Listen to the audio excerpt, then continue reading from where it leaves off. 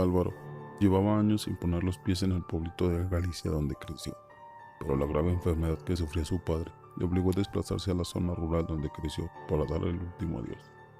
Por desgracia, su padre tenía las horas contadas. Angustiado por el ambiente familiar que había en lo que antes fue su casa, decidió salir a pasear para despejarse un poco. No le importó que ya hubieran pasado las 2 de la madrugada. Tenía que separarse de sus hermanos, unos insensibles como parásitos, y con su padre aún en vida se repartían la herencia como hienas despedazaban la carne. Distraído y con la mente en otro lado, caminaba por los abandonados caminos que llevaban a la ermita del pueblo, una pequeña iglesia que se cerró varios años atrás por el grave deterioro que había sufrido su tejado en una lluvia de granizo. La ermita antes era la última escala en la procesión del pueblo, que finalizaba llevando la imagen de un Cristo desde la iglesia que había cerca de la plaza hasta allí. Pero cada vez eran menos los habitantes de la comarca, y el pueblo parecía una fantasmagórica visión de lo que Álvaro recordaba de su niñez, por lo que la ermita nunca fue restaurada. Cuando se encontraba a escasos metros del tramo final, escuchó una especie de cánticos. Su curiosidad le llevó a acercarse aún más, pero algo en su interior le decía que debía esconderse. Un frío indescriptible parecía meterse en los huesos y comenzó a sentir un fuerte olor a cera quemada. Instintivamente decidió ocultarse tras uno de los arbustos para contemplar aterrado lo que parecía una romería fantasmal precedida por un hombre que con la cara demacrada portaba una cruz en la mano.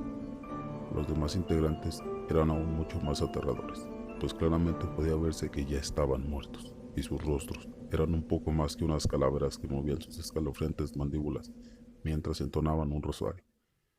Todos los muertos por tu paso parecía dirigirse a la casa del padre de Álvaro. Álvaro, tan asustado como intrigado, decidió seguir a distancia la cadavérica procesión, que cada vez se acercaba más a la que fue su casa, el lugar donde sufría la agonía de una lenta enfermedad su padre. Hasta que sorprendentemente su padre apareció caminando y sin mediar palabra, uno de los esqueletos envuelto en una túnica se le acercó y le ofreció una de las velas. Su padre, como hipnotizado, alargó la mano y la recogió, y tal o como había aparecido se esfumó en ese instante. El resto de integrantes de esa santa compañía también parecieron evaporarse en una extraña niebla, todos menos el portador de la cruz. El primer integrante de la procesión de muertos quedó tendido en el suelo durante unos segundos. Pasado ese tiempo se levantó, y con la cara totalmente descompuesta por el cansancio, y como si su misma vida fuera gradualmente absorbida por la compañía de los muertos, como un sonámbulo, comenzó a caminar en dirección al pueblo. Álvaro estaba tan petrificado por el miedo que no podía moverse.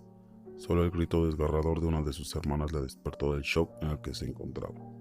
Casi sin darse cuenta, había caminado siguiendo la Santa Compañía hasta escasos metros de la casa de su padre, y el grito confirmó sus más temidas sospechas. La procesión de muertos había venido a reclamar el alma de su padre.